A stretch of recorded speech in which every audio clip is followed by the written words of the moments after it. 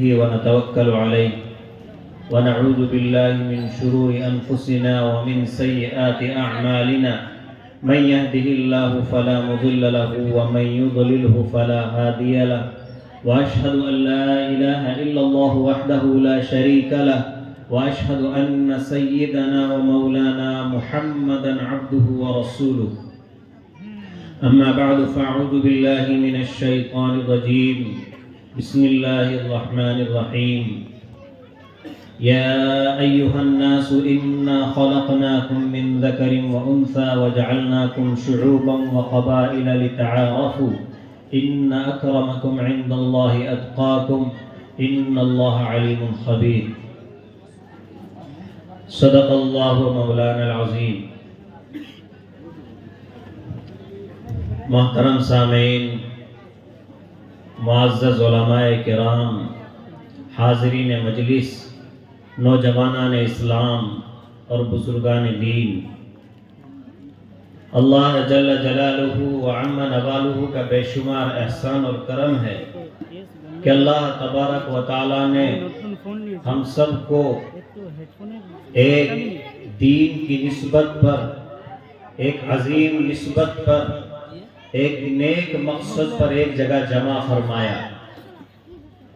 ہم لوگ مختلف بستیوں سے، مختلف جگہوں سے اس لیے یہاں پر جمع ہوئے ہیں تاکہ علماء کرام کی زبانی اللہ اور اس کے رسول کی باتیں سنیں اور ان کو اپنی زندگی میں اتارنے کی کوشش کریں اور کامیابی کے راستے پر گامزن ہو جائیں.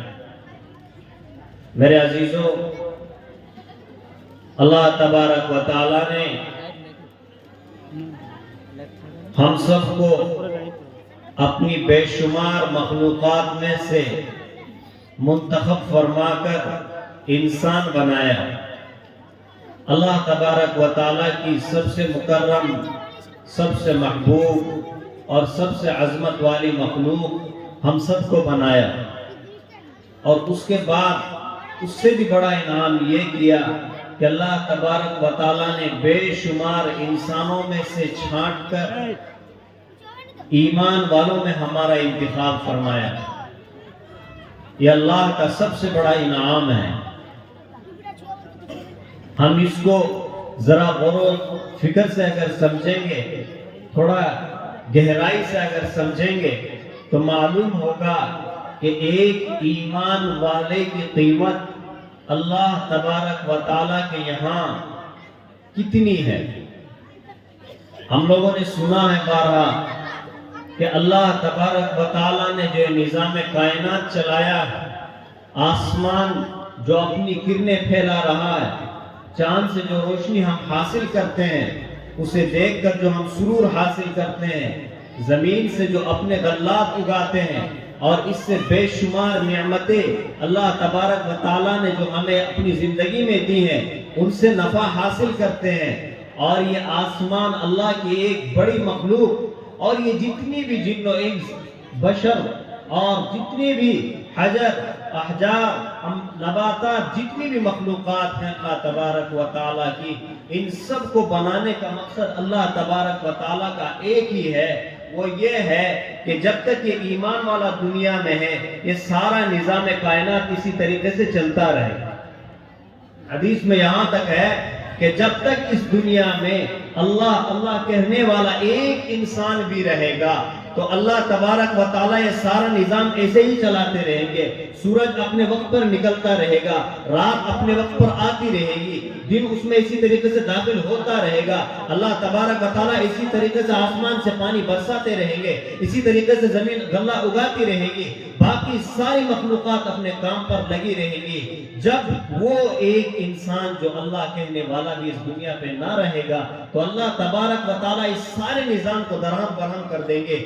سورج ٹوٹ کر نیچے گرے گا، بے نور ہو جائے گا. اللہ تبارک و تعالیٰ نے اس کو قرآن کریم میں جا بجا اپنے قرآن کے خوبصورت الفاظ میں بیان کیا ہے اذا الشمس كورت واذا النجوم انكدرت واذا الجبال سيرت کہ ہم یہ سارا کا سارا نظام صرف اور صرف ایک ایمان والے کے لیے چلا رہے ہیں. جب یہ ایمان والا نہیں رہے گا تو ہم سورج سے کہیں گے کہ تم ٹوٹ کر نیچے آ جاؤ, تم اندھیرا والے بن جاؤ, تمہاری نورانیت چھین لی جائے گی, اور یہ ستارے جو ہمیں نظر آتے ہیں یہ دھڑام دھڑام کر کے زمین پر گرنے لگ جائیں گے. یہ اتنے بڑے بڑے پہاڑ جو ہمیں نظر آتے ہیں یہ سارے کے سارے روئی کے گالوں کی طرح اڑنے شروع ہو جائیں گے. اللہ تبارک و تعالیٰ اتنی بڑی زمین کو اپنے ہاتھ میں لپیٹ لیں گے, آسمان اپنی جگہ پہ قائم نہیں رہے گا, سارا کا سارا نظام درہم برہم ہو جائے گا, صرف اس لیے کہ اس دنیا میں کوئی انسان اللہ اللہ کہنے والا نہیں رہے.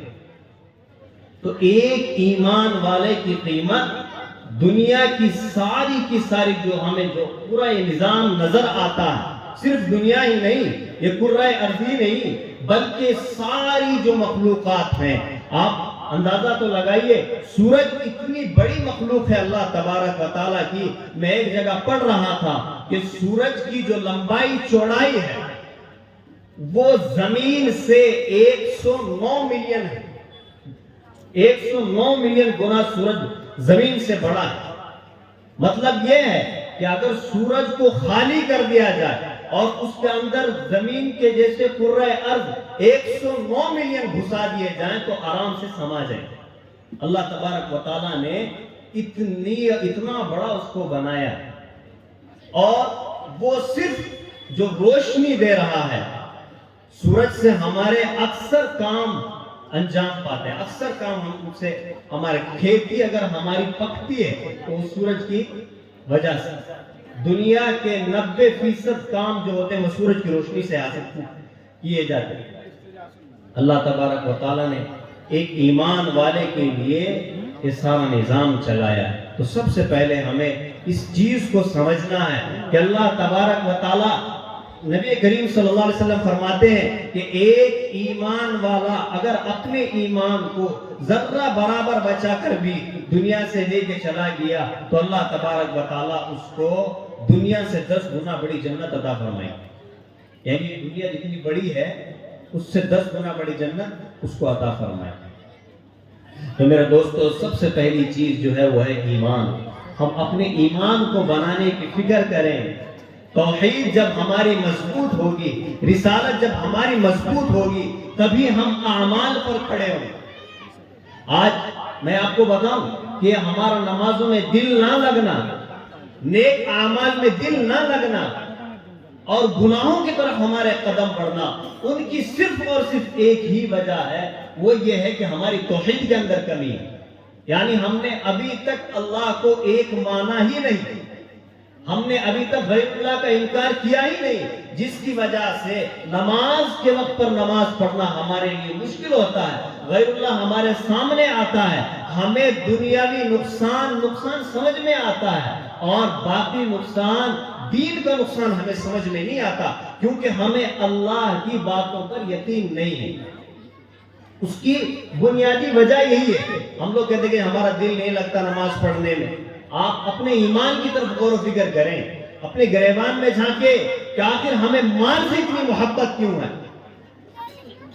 نبی کریم صلی اللہ علیہ وسلم کا فرمان ہے کہ اگر اللہ کی نظر میں اس دنیا کی بقا ایک مچھر کے پر کے برابر بھی ہوتی تو اللہ تبارک و تعالی غیر ایمان والے کو اس دنیا سے ایک ذرہ بھی نہ دیتے.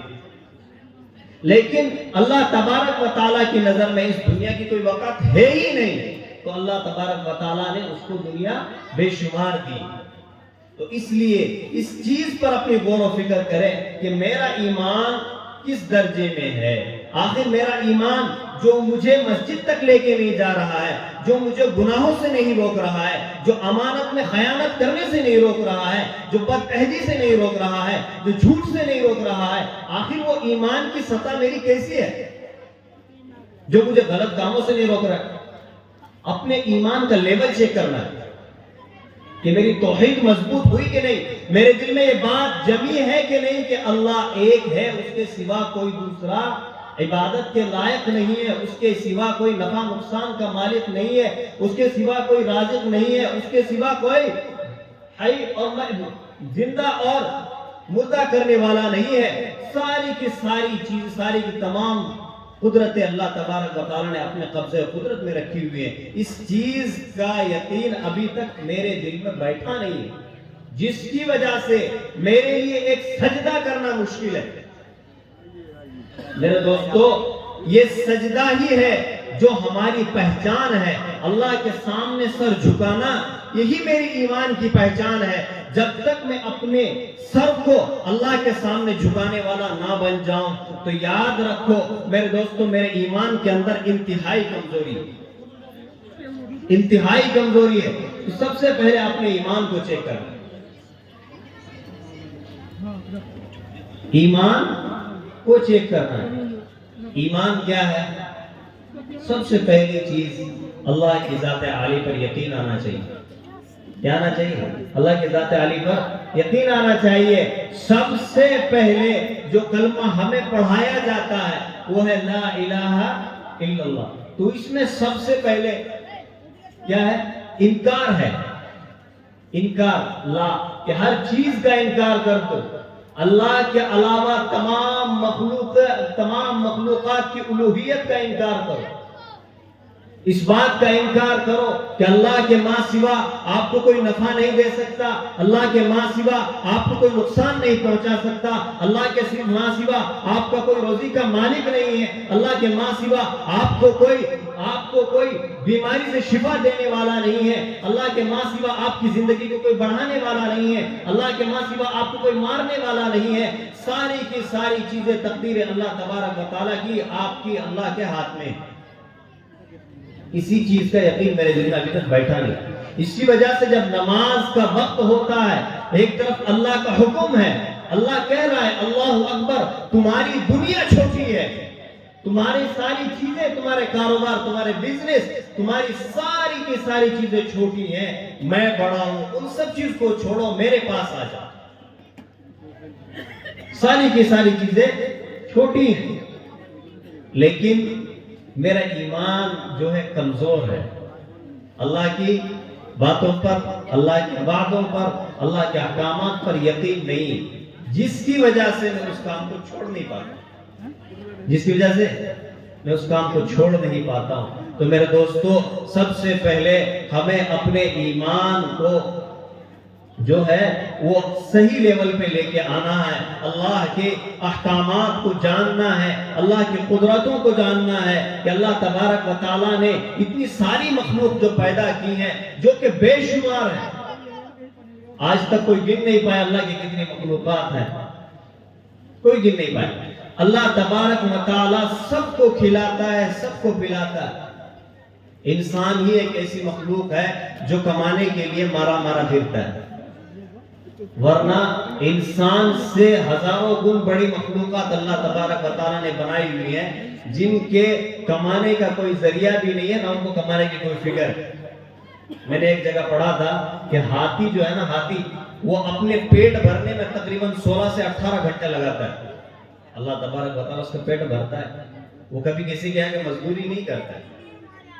تو اتنی بڑی مخلوق کا پیٹ اللہ تبارک و تعالیٰ بھرے، وہ کمانے کہیں نہ جائے. ایک انسان اتنی چھوٹی سی مخلوق اور وہ اپنے پیٹ بھرنے کے لیے اتنا فکر مند رہے، تو اس میں قصور کس کا ہے؟ ایک حدیث میں وضاحت کے ساتھ موجود ہے کہ اگر انسان اللہ پر اس طریقے سے توکل کرے جس طریقے سے اس پر توکل کرنے کا حق ہے، تو اللہ تبارک و تعالیٰ انسان کو اسی طریقے سے روزی پہنچائے گا جس طریقے سے پرندوں کو روزی پہنچاتا ہے کہ صبح خالی پیٹ اپنے گھونسلوں سے نکلتے ہیں اور جب شام کو واپس اپنے گھروں میں آتے ہیں، اپنے گھونسلوں میں پہنچتے ہیں تو ان کے پیٹ بھرے ہوئے ہوتے ہیں. تو میرے دوستو، اللہ تبارک و تعالیٰ نے مجھے تو ایمان کی دولت سے نوازا ہے، ایمان والے کے گھر میں پیدا کیا ہے. اب اس ایمان کو تھوڑا سا اپنا اونچا کر لے، ایمان کی سطح کو اونچا کر لے تاکہ اعمال پر کھڑا ہو جانا میرے لیے آسان ہو جائے. اب اس ایمان کو بنانے کی جو ہے اپنے کوشش کرنی ہے، اس کے لیے محنت اور لگن کرنی ہے.